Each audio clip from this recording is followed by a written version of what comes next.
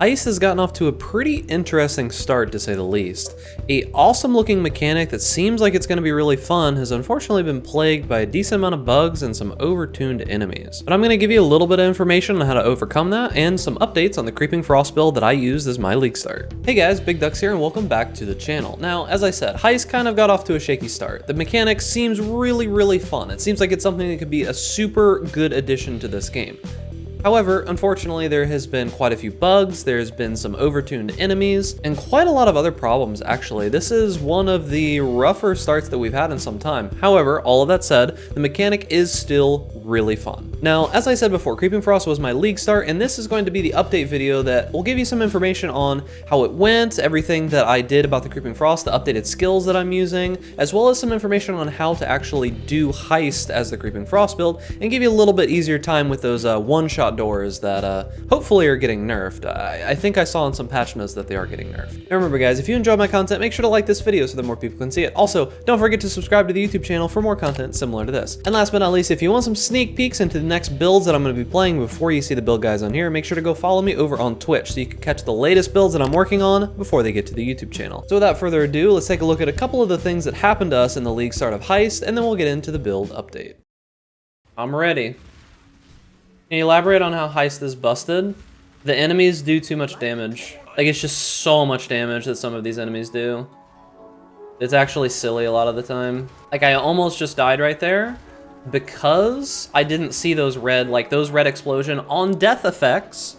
Hog, everyone's favorite ability. You guys don't like on death effects, dude? That's not your favorite thing in this game?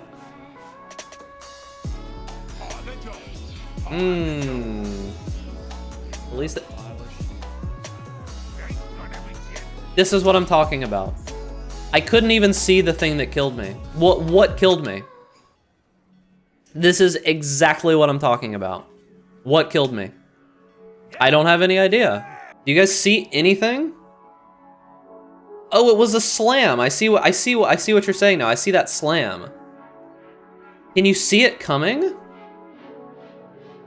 Yeah, it's the fucking red thing. It's from this mob. I see it now. It's from this mob right here. It's this caster over here. You can barely see it coming. And that just straight one-shot me, whatever that effect was. Okay, there it is. Okay, so it's right there, right? This is the first frame that I can see it. It's this little tiny red blip right here, right?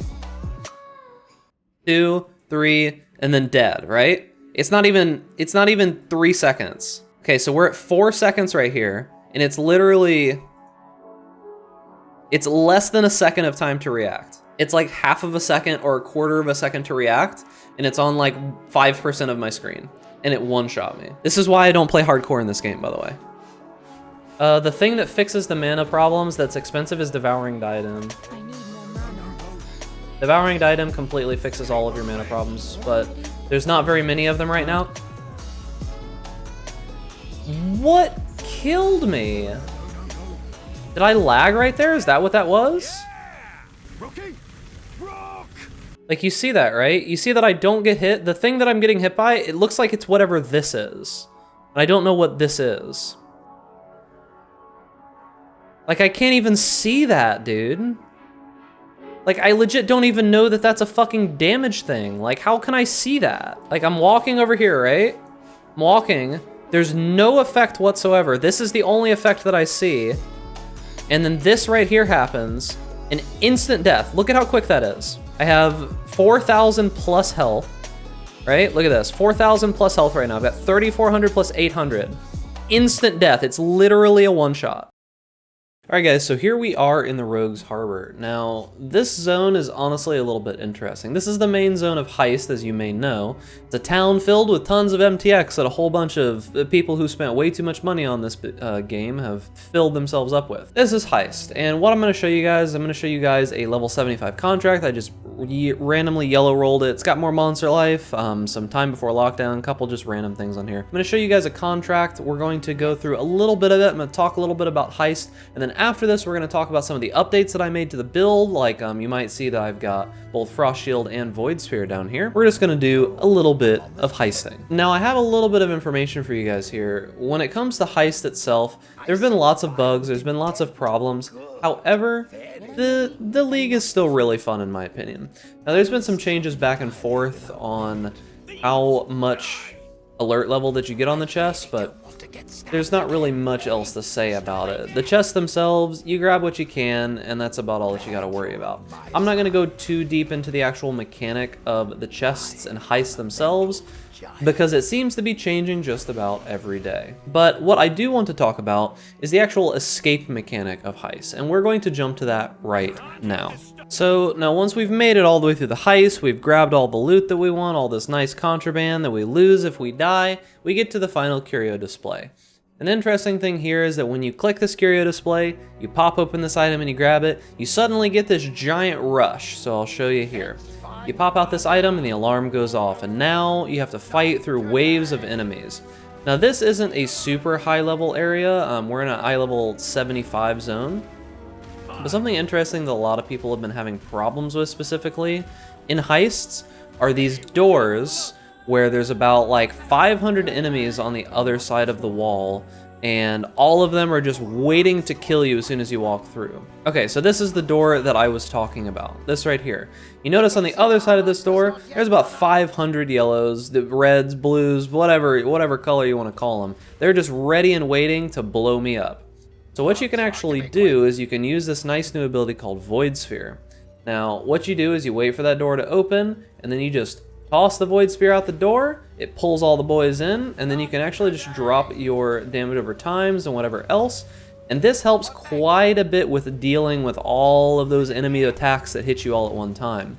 Void Sphere, it kind of feels like it's really the only use that I've found for it so far. It does do quite a good job of disrupting that big one-shot mechanic that's been giving people a lot of issues.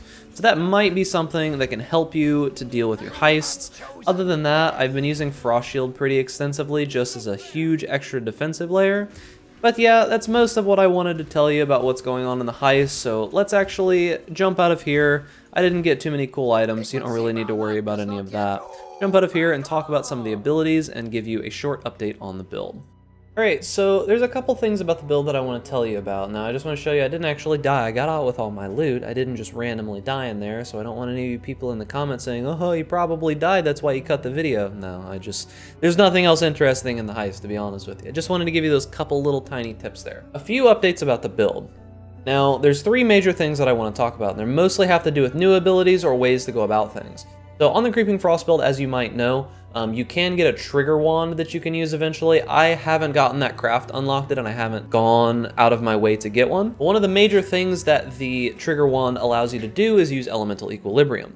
Now, I know that I've been getting a lot of questions about elemental equilibrium in particular on this build, and the idea is that the way elemental equilibrium works with this build is that you're going to be using Storm Brand. I only have Arcanist Brand here that I can show you, but you're going to be dropping down Storm Brand on the enemies through your trigger wand. Now the idea is that anytime elemental equilibrium hits, any types of damage that it hits, the enemy get resistances to, and any type of damage that it isn't hit by, the enemy loses resistances to. So the idea is that with Storm Brand, it's going to be proccing its damage on bosses and hard targets about every half second.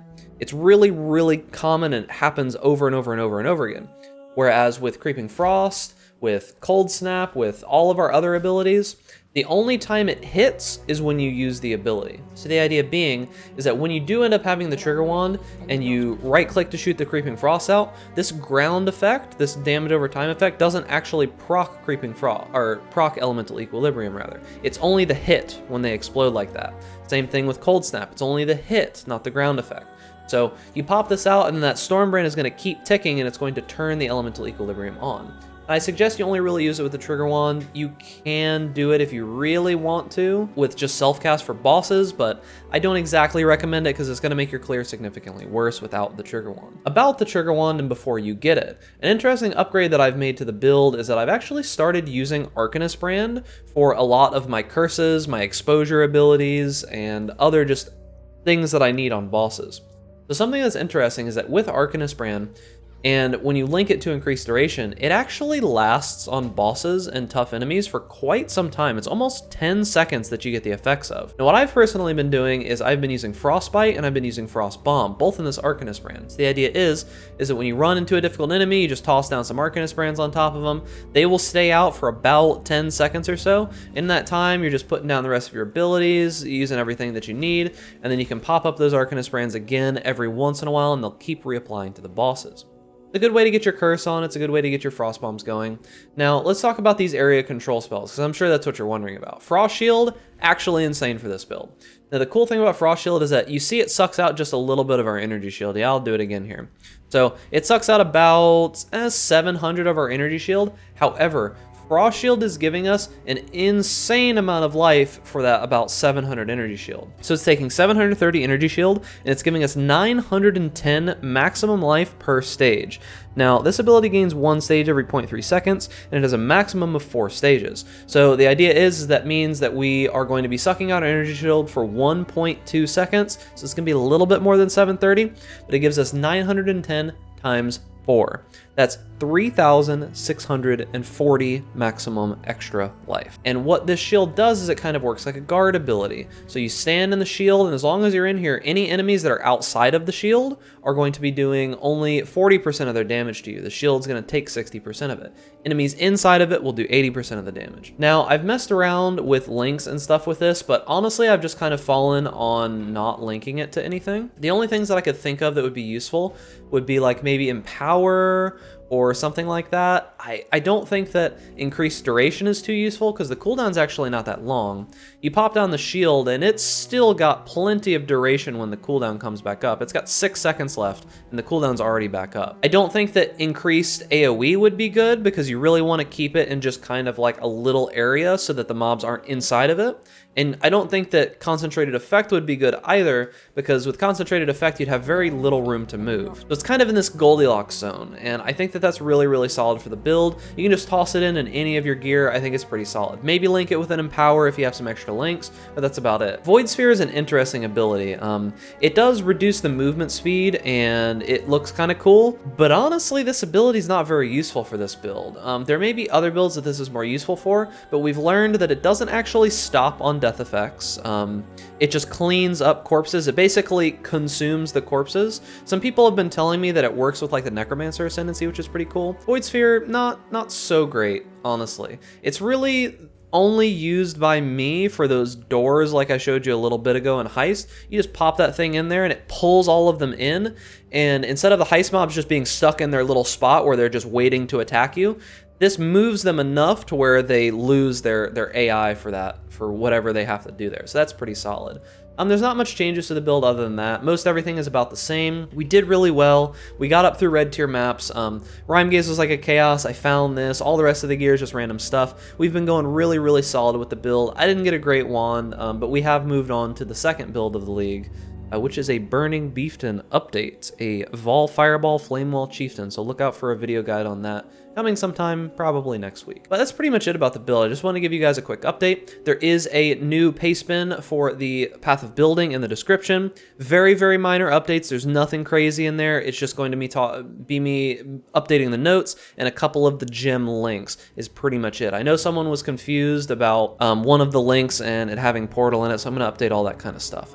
Not much else to say about the build, so yeah, that's pretty much it for the build update. So Creeping Frost did really well. It did everything that I wanted it to. I just wanted to play a build that would be very solid all the way up into maps, get me to around red tier maps, and then let me re-roll. And this build did that absolutely perfectly. I've played a lot of Creeping Frost recently, especially in the last league, so I'm moving on to a new build. A lot of people have been asking me, Big Ducks, why are you not playing Creeping Frost anymore? I've played like legitimately 70 or 80 hours of it in the last month or two, and I'm a little bit tired of playing the Creeping Frost. But if you're looking for a build that you can start the league with, this one did awesome for me. It's allowed me to transition into my second build, and I can't say enough good things about this ability that I wasn't ever sure about in the first place. Awesome build, and it worked very well. So remember guys, if you enjoyed my content, make sure to like this video so that more people can see it. And also, don't forget to subscribe to the YouTube channel for more content similar to this. And don't forget, stay safe out there in my class, and I'll see you guys in the next video.